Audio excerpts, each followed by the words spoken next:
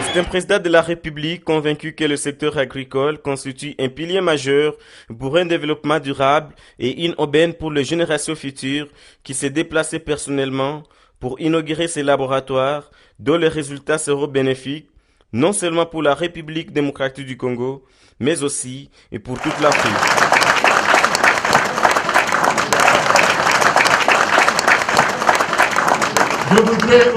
Cette initiative est un bel exemple d'intégration sous-régionale qui marque l'importance que nous allons accorder au développement des milieux ruraux au travers de l'agriculture. Ceci constitue une première étape pour le noble objectif qui est celui de permettre à nos peuples, à nos opérateurs économiques de circuler librement et en toute quiétude avec leurs biens sur l'ensemble de la sous-région. Mesdames et messieurs, comme vous le savez, la République démocratique du Congo dispose de potentialités agricoles importantes avec 120 millions d'hectares de terres fertiles, dont 80 directement accessibles et 40 autres irrigables, avec plus de 53% d'eau douce en Afrique et un climat favorable, pouvant lui permettre de développer une agriculture stable, génératrice de croissance et de développement durable.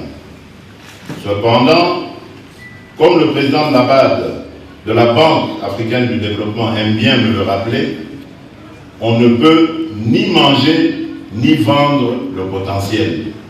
Il faut donc le transformer en produit de consommation et je suis d'accord avec lui.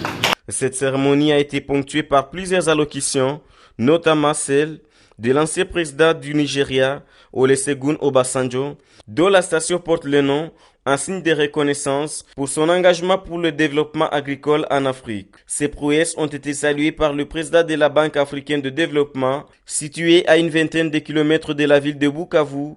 Le laboratoire agricole de Kalamba est un centre de recherche dans le secteur agricole de l'Institut international de l'agriculture tropicale, dont l'initiative porte la signature d'un Congolais, le Dr Terania Sanguina, actuel président de l'IITA.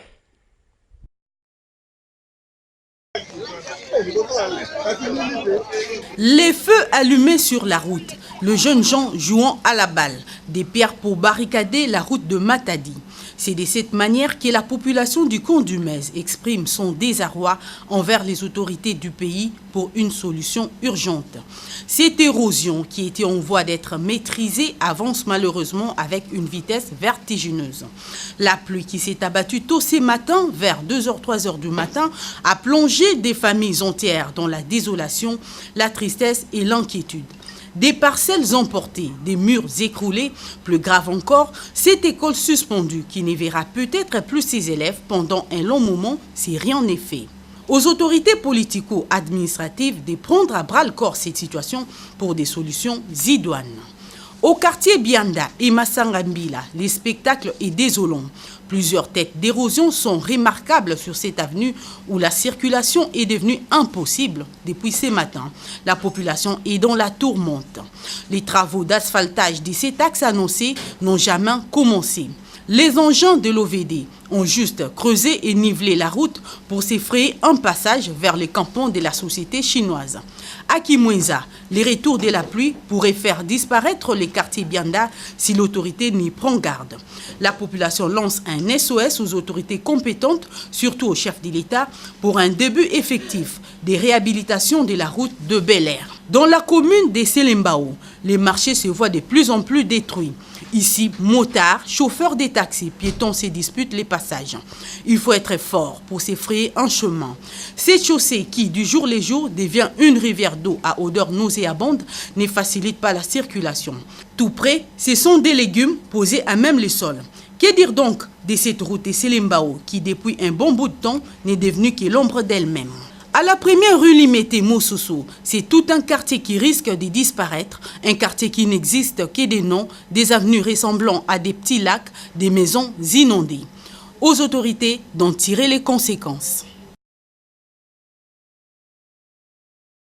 Si l'eau en hydroélectricité est indispensable pour la production de l'électricité, quand elle s'invite après la pluie dans les salles de machines des stations, dans les transports, elle est destructrice. Les précipitations de la nuit dernière dans la ville de Kinshasa, couplées à la construction des murs du marché de la Liberté, au mépris total des normes urbanistiques, ont produit ce que vous voyez, la station Massina de la Société nationale d'électricité SNEL SA, complètement inondée. Le directeur Kinshasa Est de SNEL s'en plaint. S'il y a des eaux de pluie ici, c'est parce qu'à l'époque, on avait un grand collecteur d'eau qui nous séparait avec General Motors, qui est devenu aujourd'hui marché de Liberté. Et la manière dont nos voisins ont construit, d'abord c'est sur les caniveaux et en plus à côté du mur mitoyen où les eaux de pluie de leur tôle qui coulent sous leur tôle sont évacuées carrément, pratiquement dans notre concession.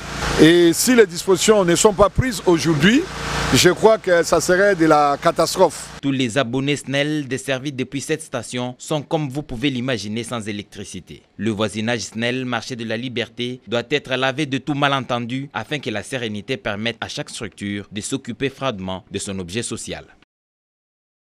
La pluie qui s'est abattue cette nuit dans la ville de Kinshasa a causé d'énormes dégâts, allant jusqu'au même en perte de vies humaines.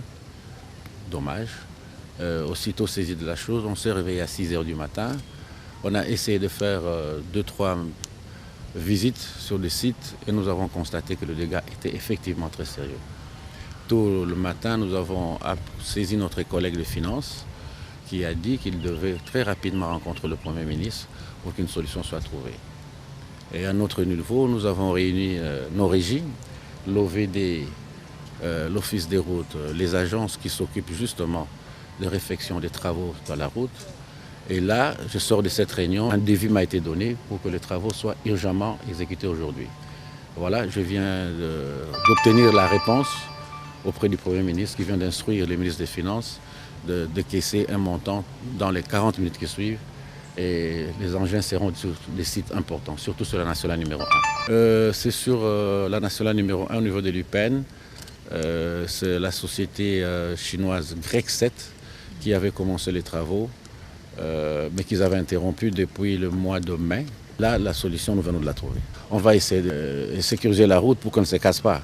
Les gens vont voir les engins là-bas.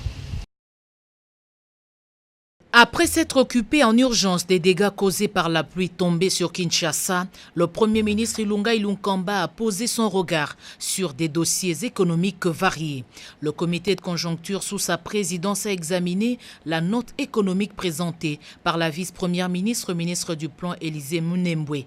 La note qui renseigne sur les niveaux des prix, notamment les niveaux des cours, les comportements économiques généraux, afin de cadrer toutes les actions du gouvernement. Le comité de conjoncture a reçu aussi le rapport, la mission que le ministre du Commerce extérieur et la ministre de l'Économie nationale ont effectuée au Katanga pour mettre fin à la crise de la farine de maïs. Aujourd'hui, nous parlons, la situation est redevenue à la normale. Le comité de conjoncture a aussi reçu le rapport du ministre des Finances ainsi que du gouverneur de la Banque centrale sur la mission du chef de l'État auprès de la Banque mondiale et du Fonds monétaire international. Invité à cette réunion hebdomadaire, le ministre de l'Enseignement supérieur et universitaire Thomas Lohaka a donné des éléments d'information sur la préparation de la rentrée académique 2020. Autant que lui, son collègue du développement rural Guy Mikoulou a fait un rapport sur la détérioration des routes de desserte agricole. Le dossier de l'appurement des cotisations de la RDC auprès des organisations a été présenté par le ministre d'État à la coopération Guillaume Manjolo. Aussitôt informé de la situation de la ville après les dégâts causés par la pluie diluvienne qui s'est abattue sur la ville-province Kinshasa, le vice-premier ministre, ministre des Infrastructures Travaux publics, Willy Ngopos, a tenu une réunion de crise avec les responsables de différentes structures de son ministère et l'hôtel de ville. À l'issue de cette réunion, un plan d'urgence est mis en place pour pallier rapidement à ce problème qui a perturbé la circulation routière dans certains coins de la ville. Comme vous le savez, il y a une grosse érosion qui s'est produite au niveau des Dumez vers Cité Verte et Cité Mamoutou, une autre vers Mamakoko, une autre vers Brakongo, une autre vers Mbeseke. Et donc les routes sont menacées. Une autre vers Mongafula, Kisenso, sur l'avenue de la Paix, inondation vers Willery.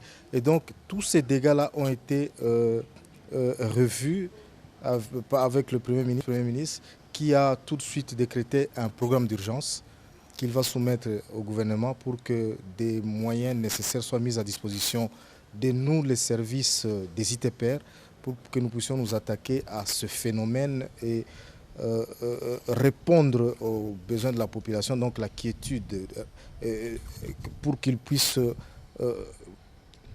vaquer calmement à leurs occupations. Les engins de l'Office de voirie et drainage, de l'Office de route sont à pied d'œuvre pour que la vie reprenne normalement dans les communes où les dégâts ont été enregistrés.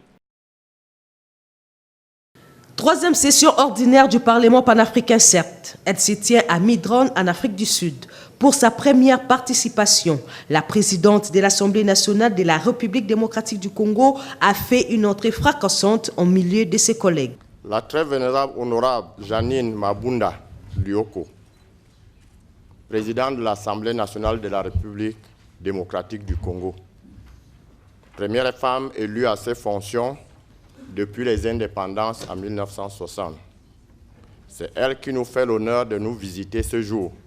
L'honorable Janine Mabunda Lyoko a brossé l'historique des lieux séculaires entre les États africains. La présidente de l'Assemblée nationale a salué cet élan de renforcement de la diplomatie parlementaire appelée à venir au secours de l'émergence au profit de l'Afrique et de son peuple.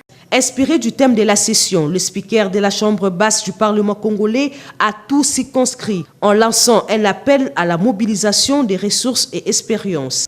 L'Union africaine a proclamé 2019 l'année des réfugiés, des rapatriés et des personnes déplacées. La session qui s'ouvre ce jour retient la problématique des réfugiés, des déplacés internes comme l'un de ses thèmes. Les conflits armés, la pauvreté et le chômage des jeunes sont à la base des grands déplacements des populations au sein de notre continent. Premières victimes de cette situation de conflit sont les femmes, les jeunes filles et les enfants. Je voudrais alors ici profiter de cet hémicycle pour exprimer ma solidarité à tous les frères et sœurs africains qui se retrouvent dans cette situation de vulnérabilité extrême. Je lance un appel à tous les États africains à plus de protection des femmes et des jeunes et à nos partenaires d'accroître leur soutien en faveur des pays qui abritent les réfugiés.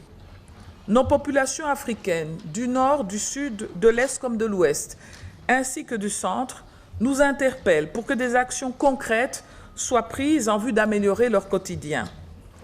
L'océan Atlantique et la mer Méditerranée doivent cesser d'être des cimetières pour la jeunesse africaine.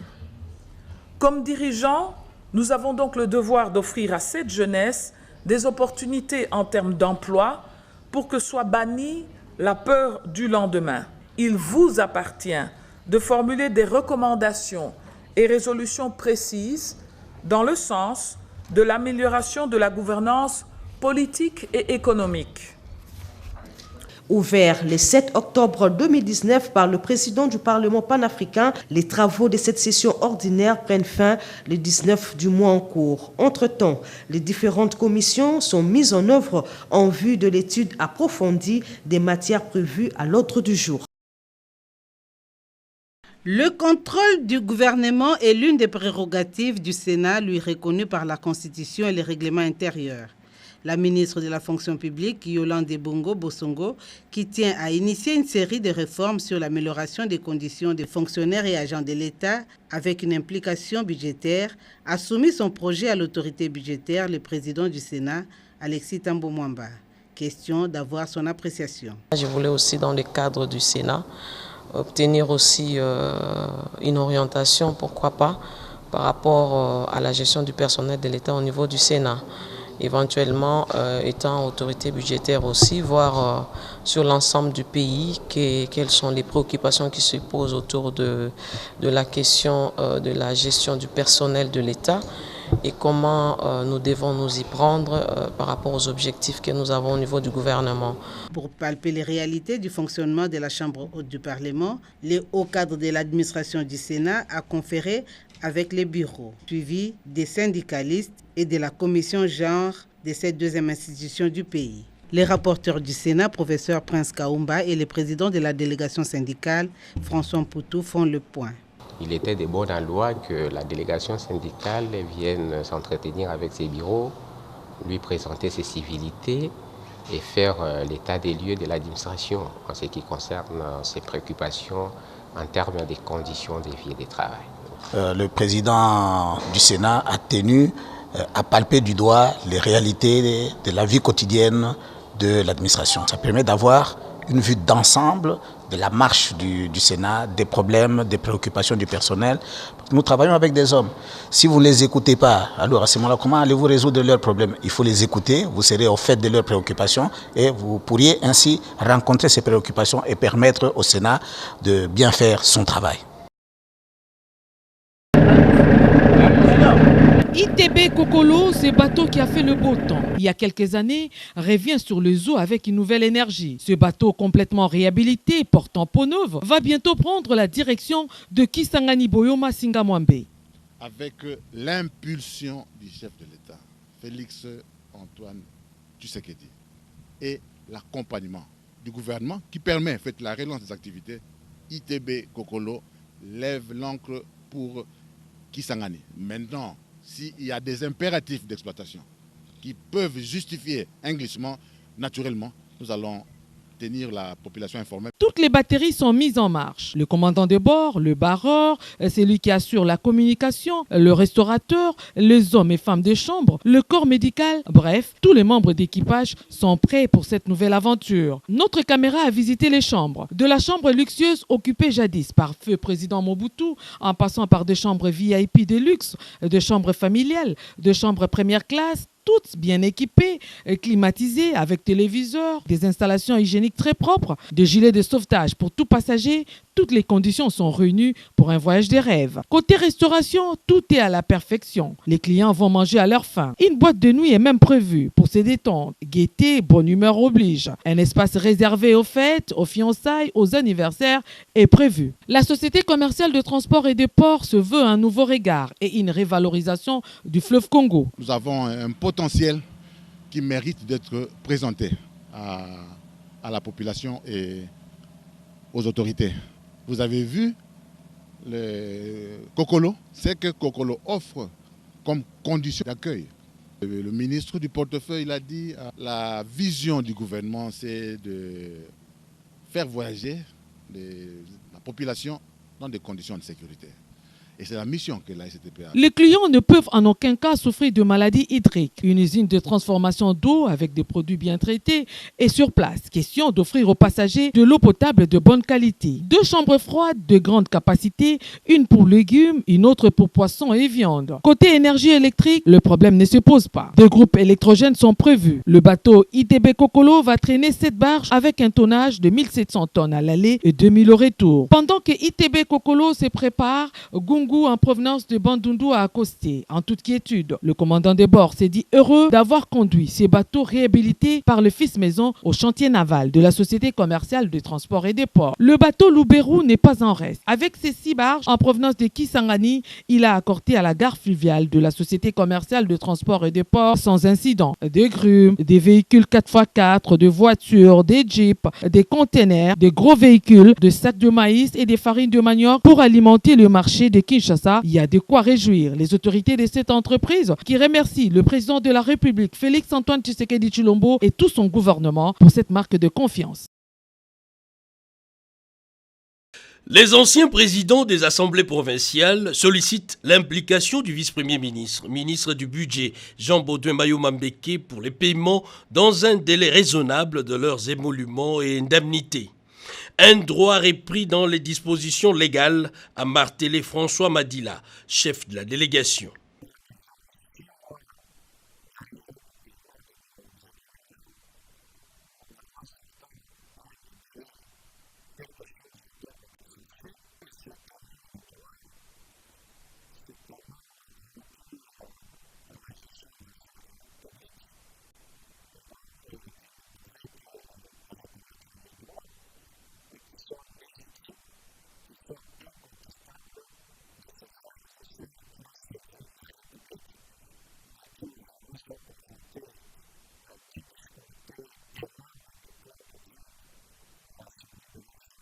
Au total, 688 députés provinciaux sont concernés par cette situation. À cela s'ajoutent les personnels administratifs et politiques. Ces dossiers, a rappelé les chefs de cette délégation, traînent dans les placards depuis plusieurs années. Par conséquent, pour décanter cette situation, Jean Baudouin Mayomambeke a promis d'accélérer les processus. Avec une enveloppe de 11 millions de dollars américains, la Régie des eaux a su mener plusieurs actions exécutées à près de 75%. À Kinshasa, par exemple, la résidence du chef de l'État a subi d'énormes travaux, sans oublier les camps Tchachi, soulagés après plusieurs décennies en carence d'eau par de bornes fontaines disséminées partout à l'enceinte du camp. Le camp Colonel Kokolo a également bénéficié de mêmes services. La population n'a pas tari d'éloges. Après les camps Colonel Kokolo, direction Lembaïmbou, ici, l'on trouve un autre grand projet sur la construction de l'usine de traitement d'eau de Lembaïmbou, exécutée par le groupe KRC et Hyundai en collaboration avec la Régie des eaux. Aujourd'hui, nous venons de démarrer la première phase pour 35 000 m3 jour, mais le souci, c'est d'arriver à ce que notre gouvernement mobilise un fonds additionnel qui va nous permettre à ce que nous passions de 35 000 m3 jour à 200 000 m3 jour. Au DG Clément Moubiaï d'ajouter que la Régie des eaux ne ménage aucun effort pour répondre aux besoins de la population en atteignant les coins difficiles d'accès. Pour l'intérieur du pays, je peux citer à Banzangungu, Inongo, Bandaka, Buta, Isiro, Bukavu, Akalemi. Les travaux sont en train de se réaliser et à Manono qui sera inauguré bientôt. Le gouvernement de la République s'active sans relâche pour améliorer la qualité de la desserte en eau au profit de la population. Nous sommes émerveillés par la technicité de nos partenaires, mais aussi l'accompagnement de nos ingénieurs congolais. Ils doivent continuer à fournir beaucoup d'efforts pour que la qualité et les services en ce qui concerne la desserte en eau dans la ville de Kinshasa, mais aussi sur l'ensemble du territoire national, soient un acquis. Pour chuter, la délégation s'est arrêtée à l'usine de captage d'eau de Ndjili, qui connaît de sérieux problèmes dus à la vétusté du matériel. Le vice-ministre Papi Mpungulwamba a encore une fois réitéré son engagement à apporter des solutions dans un temps record. Dans la perspective de stabiliser le prix du cobalt sur le marché, dont la République démocratique du Congo est l'un des géants producteurs de cette matière stratégique, une réunion interministérielle a tablé sur cette question. Il y a des propositions, des mesures urgentes que j'avais déposées au niveau du Conseil pour approbation. Des mesures urgentes qui nous permettraient de maintenir un peu les cours du prix du cobalt. Ce sont des mesures urgentes à prendre, bien sûr, dans le secteur de l'artisanat minier, puisque c'est un secteur où il y a une réglementation, bien sûr, qu'on trouve à travers le règlement minier et le code minier. Mais le secteur, tel que ça se passe aujourd'hui, il y a trop de fraude, trop de corruption, et ça dérange un peu sur le prix du cobalt. Et donc, nous sommes en train de réfléchir sur ce que nous pouvons faire dans ce secteur de l'artisanat minier. Des choses qu'on vend de l'artisanat qui sont des choses vendues à vil prix. Et donc, nous allons continuer les réflexions et nous allons présenter ça au niveau du Conseil des ministres. Et dès qu'on aura accepté au niveau du Conseil des ministres des mesures que nous avons proposées, je pense qu'on rendra public ce que nous avons pris comme mesures. Tous les services publics intervenant dans les secteurs miniers ont pris part à cette réunion. Bien qu'effective, dans la province d'Issankoro, la gratuité de l'enseignement de base nécessite quelques ajustements pour une mise en œuvre réussie. Nouvelles salles de classe, des bancs pour faire face à cet engouement et la prise en compte dans la paie des nouvelles unités d'enseignants. Ces questions et tant d'autres ont été soumises au ministre d'État de l'EPST Willy Bakonga par les caucus des élus de cette province. Dans le Maïndombe aussi, c'est la même situation. Les écoles ne désimplissent pas des faits de la gratuité. Cependant, les députés de cette province déplorent le détournement des salaires des enseignants à Koutou et à Yumbi dans les banques périphériques. Ils l'ont dit au patron de l'EPST qui a promis de se pencher rapidement sur la question. La société Vodacom Congo, par l'entremise de son directeur général, est disposée à accompagner les processus de la gratuité scolaire prôné par le chef de l'État. C'est grâce à son programme Voda Éduc, dont les détails vous sont fournis dans les nets. Ainsi, Voda Éduc met en ligne 100 000 manuels numérisés en faveur des élèves congolais. Vodacom Congo compte également octroyer des bourses d'études aux élèves les plus méritants. Le ministre d'État de l'EPST a salué les partenariats Vodacom Congo dans l'amélioration de la qualité de l'enseignement en République démocratique du Congo. Les relations entre la République démocratique du Congo et le Maroc sont excellentes. La RDC, pays aux potentialités riches, intéresse le Maroc dans plusieurs secteurs de la coopération.